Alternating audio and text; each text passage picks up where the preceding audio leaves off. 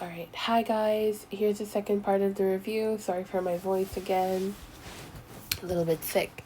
Anyway, let's get started. So we have the data set below represents the test scores of 14 students in Miss Foster's class. Determine the 5-number summary and create a box plot.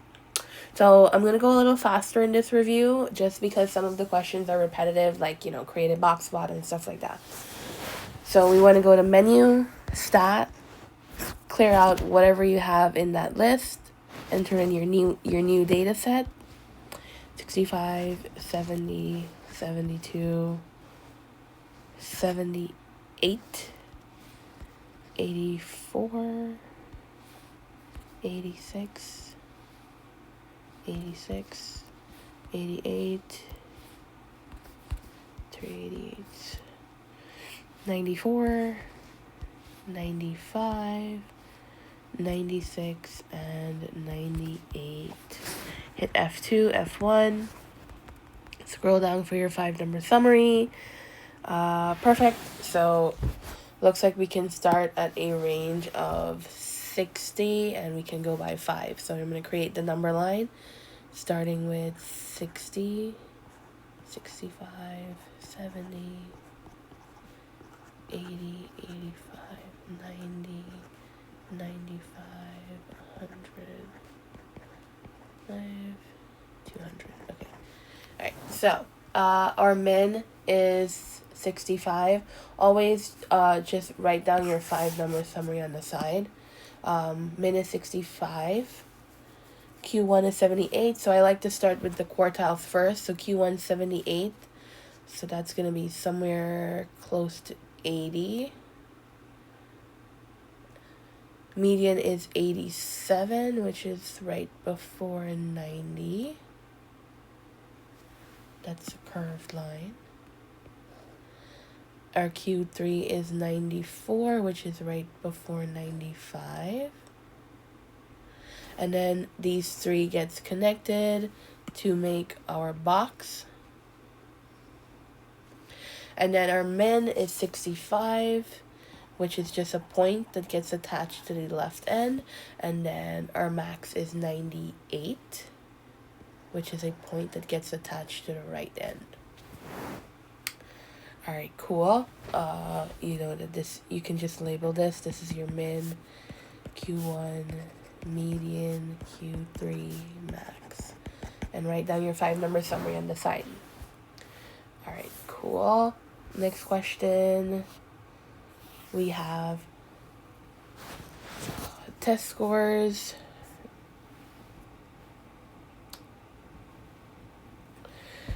Test scores as a percent for 9th period. So question 1 asks, what is the highest test score? Obviously, that's our max. So our highest test score here is 102. What percent of the class scored above 72? Right? We know that each part of the box plot is 25%. So if we're looking for the total percent of students that scored above 72, right? It's 25 plus 25 plus 25. So 75% of the students scored above 72. What percent of the class scored between 88 and 96? So 88 and 96 is right here, right? And we can see that that little section is 25%. In your own words, interpret the meaning of the minimum value. So here we see that the minimum value is 38, or the lowest test score.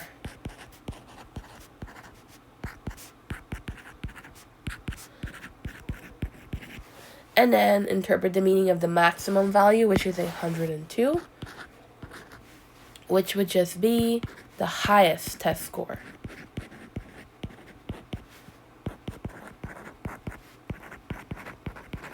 Alright, cool. Alright, next question. Student scores on a recent test are shown in the table below. Create a dot plot to model this data. So remember, for dot plots, each value gets a dot on the number line. So we have 85. Excuse me. So I'm going to go to 85. I'm going to put a dot above 85. Then I have 96, and I'm done with 85, so I'll cross it off. That's the way you don't miss any dots. 96, 92,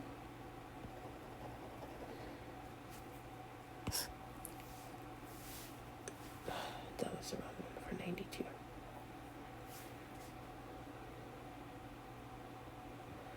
Sorry guys, I placed the dot the wrong place for 95. So 96 is right here. Great. 92. 82. 90. I'm done with the first row. Have another 90, so you have another dot above 90. 88.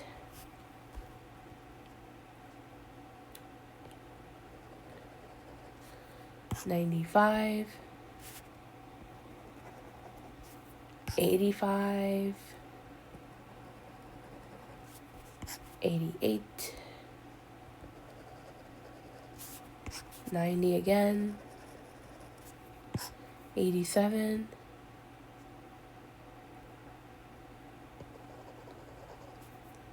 96. 82. 85. Another 92.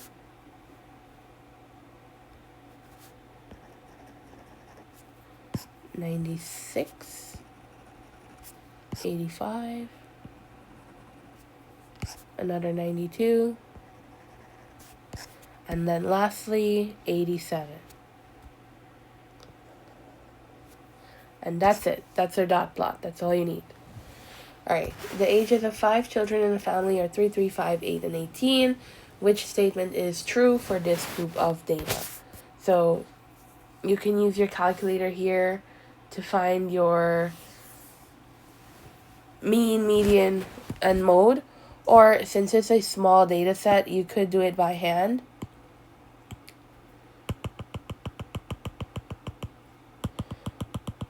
But we're going to use the calculator so we could be sure. So we have 3, 3, 5, 8, and 18. Perfect. So we have that our mean is that first value in the calculator, x with the line on top, 7.4. Our median is 5, and our mode is 3. So let's see our answer choices. So we have the mode is greater than the mean. Here our mode is 3 and our mean is 7.5. So obviously that's not true. Answer choice 2 says the mean is greater than the median. So our mean is 7.5, greater than 5. That's true. So our potential answer here is looking like choice 2. 3 says the median is equal to the mode. Obviously, that's not true. So it's not 3. And then 4, median is greater than the mean. 5 is not greater than 7.5, so that's not true. So our answer choice is definitely choice 2. Moving on. We have marshmallow distance. Marshmallow distance. All right. So it's asking us to choose an answer choice based on this box plot. So choice 1 says 50% of the marshmallows went exactly 50 inches. So if we look at the 50 inches, right? So it's going by 10. So this is 50. And this is 50%. So that's sort of true. But this is saying 50% of the marshmallows went exactly 50 inches. But not all of the marshmallows are 50 inches, right? Below this 50%, we still have marshmallows that were 40 or 45 or 25. So we can't say that all 50% went exactly 50 inches because there's those marshmallows that vary. So it's not choice 1. Choice 2 says 25% of the marshmallows went more than 30 inches. So let's go to 30. That's right here. How much percentages are left back in our box plot? So we have 25 plus another 25 plus another 25. So we cannot say that 25% of the marshmallows went more than 30 inches because clearly it's 75% that's going more than 30 inches, right? If you look at where 30 is and then you look at all the percentiles after 30, that would be a total of 75. So it's not choice 2. Choice 3 says 75% of the marshmallows went exactly 70 inches.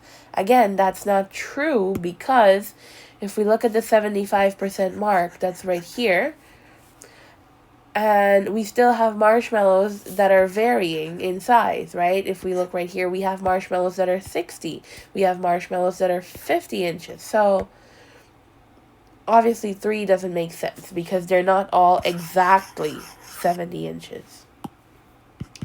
Which leaves us with 4 due to the process of elimination, but let's look at it. It says 75% of the marshmallows went less than 70 inches. So if we go to 70 inches, that's right here. And then we look at how many total percent lies below 70. That's 25 plus another 25 plus another 25, which is 75%. So this makes sense. 75% went less than 70 inches. So that's why that one's our answer. Okay. Next one, we need our calculator for this one. Where'd it go? Here it is. Okay. The heights in inches of 8 football players are given below. We need to decide which box plot is representing that data. So you go to menu stat, enter in your data.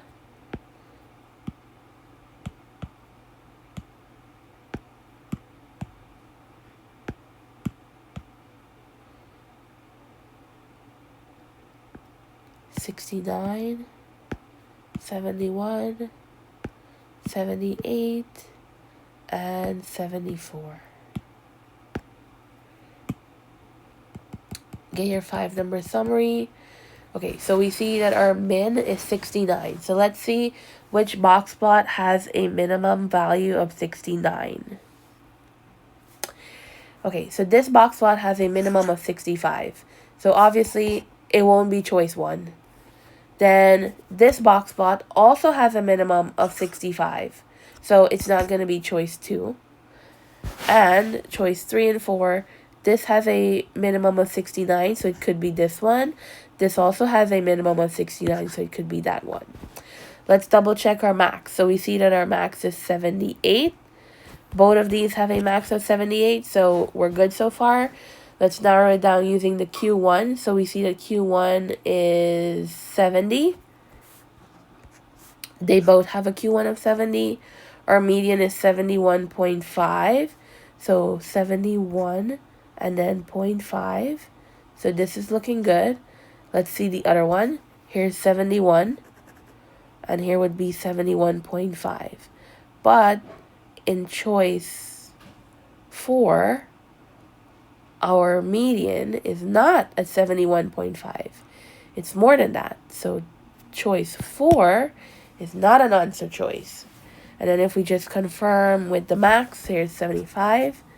So I think, well, actually choice 3 is our answer choice in this case. Right? And what decided that between 3 and 4 was the median. All right, cool.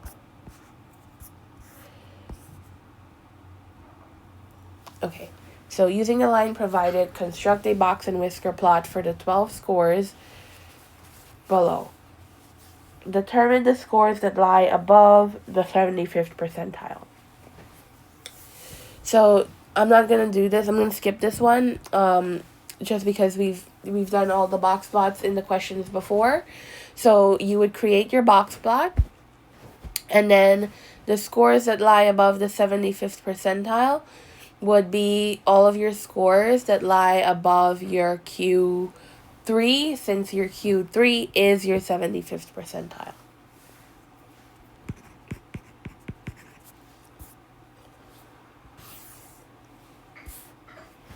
Alright, given the following list of student scores, determine the median, determine the mode. So we're going to skip this one as well, since you just put this in menu stat and you can get your median and mode. And then it says the teacher decides to adjust these scores by adding 3 points to each score. Explain the effect, if any, that this will have on the median and mode of these scores. So you can also add 3 points to each score and then recalculate your mean, median, and mode, and then compare your answers.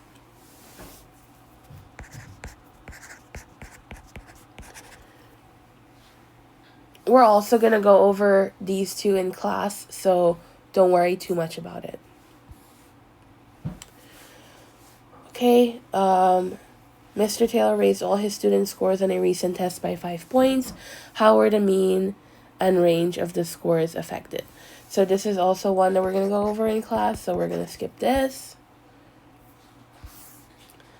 The accompanying box and whisker plot represents the scores earned on the science test. What's the median? We know our median is right here in the middle, so this is just 75. Okay, the box plot summarizes the amount of snowfall in inches during winter of 2021 for locations in western New York. What is the interquartile range? So remember, our IQR, or interquartile range, is Q3 minus Q1. Q3 here is, what is it going by? Tens, 80, 90, 100, is 110 minus our Q1, which is 60. So 110 minus 60 would give us 50. So our IQR here is 50. Alright, next questions. Which data representations have a median of 2? So here we see that our box plot has a median of 2. So answer choice 2 has to be included. So it's not going to be, we can eliminate answer choice 2, since that's not including the box plot. Alright, and then we need to find our median using the dot plot. So you can take one value off from each side until you get to the median.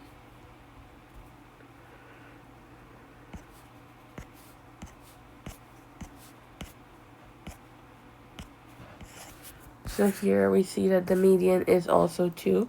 So our answer should include 1 as well. So it would definitely not be 3, since that's not including 1. And then we need to find our median for the histogram. So if we write out all the values that we have in our histogram, we have 1 0. We have 3 1s. We have 5 2s. We have 3 3s. 4 4s.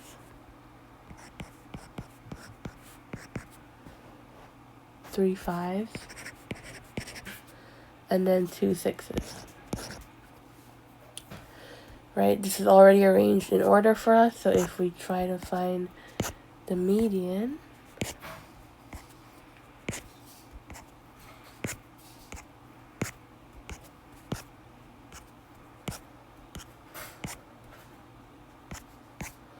you see that the median here for our histogram is going to be 3. And our question is asking us which representations have a median of 2. So it's not going to be choice 4, so our answer here is choice 1. .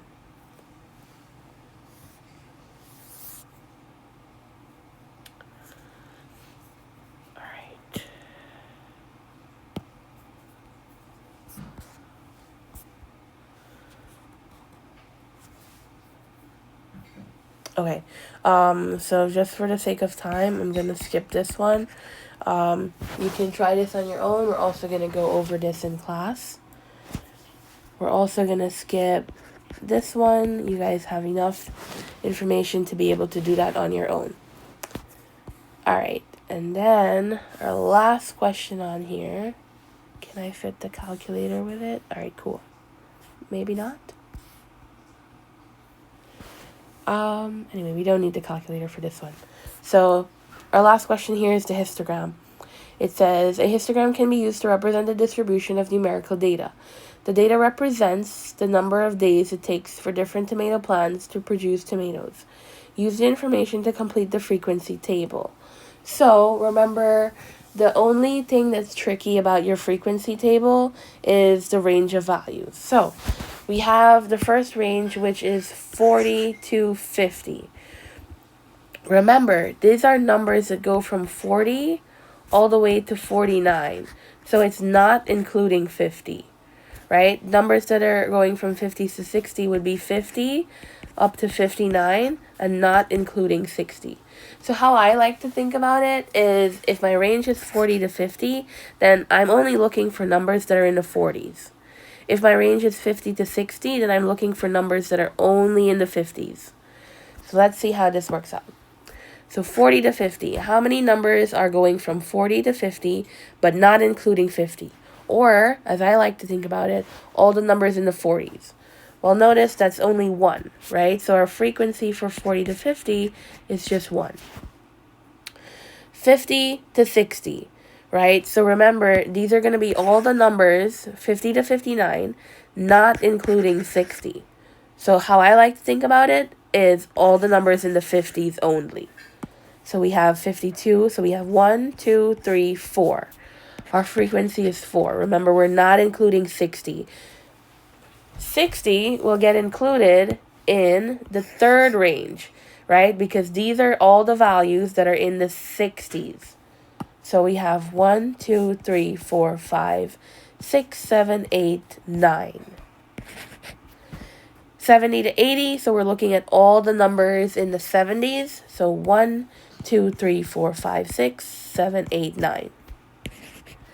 And then 80 to 90, we're looking at all the values that are in the 80s. So 1, 2, 3, 4, 5, 6. And then lastly, 90 to 100, all the values that are in the 90s. So that's just 1. Okay, perfect. So now we're going to use this frequency table to create our histogram. So on the bottom, you want to create your range. I'm going to start from 40 to 50.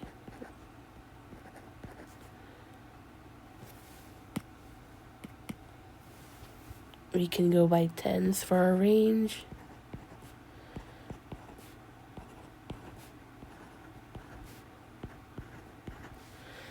And then our frequency goes on the vertical side.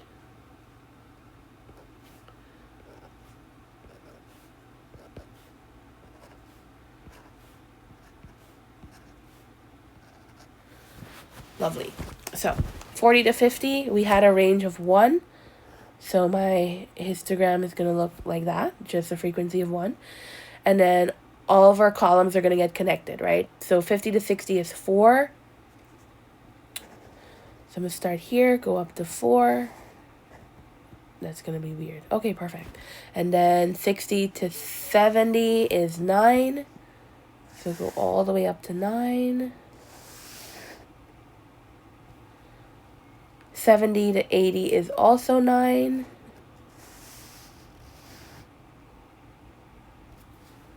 Oops. There we go. 80 and then 90 is 6. And then 90 to 100 is just 1. Perfect. And that's it. That completes our histogram. Alright guys, so that's the end of the review. Double check everything with your calculator, try it on your own, and then all the questions that we skipped we're going to cover in class, or there are questions that you have enough information to answer on your own. Alright, bye guys.